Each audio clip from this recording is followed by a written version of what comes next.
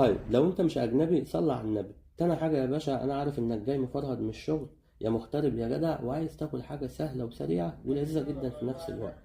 شوف يا باشا، هتنزل في طاسة على النار بشوية زيت وعليهم مكعب زبدة أو سمنة وعليهم بصلة، وهننزل على البصلة بالفراخ بتاعنا، هنديها تشويحة صغيرة كده، وهننزل بتلات أربع فصوص توم، وزود التوم شوية معلش مضاد حيوي طبيعي، وعليهم فلفل حار أو بارد، دي أذواق يا باشا. أنا بصراحة بحب الاتنين، ولكن ما عنديش غير الحار، أقول له لأ قمت مديله.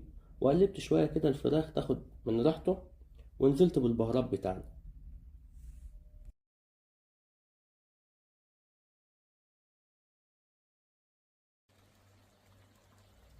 اللي هي ملح وفلفل اسود او ابيض عادي يعني يا حب، وشويه كمون وكزبره وزعتر ناشف ورشه قرفه وهيل اللي هو حب هان يعني.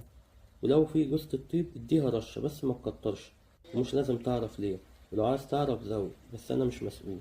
نقلب بقى تقلبتين حلوين كده يا باشا، ونغطي نص الفراخ بس بالميه، ونوطي ونغطي.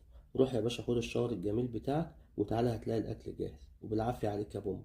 جربها وهتدعيلي، مع رز بقى او مكرونه او حتى عيش. متنساش بقى يا اخويا اللايك والاشتراك عشان يوصلك كل جديد. سلام للجدع بس، ودي فراخ قلب ليك. سلام يا حبايب قلبي.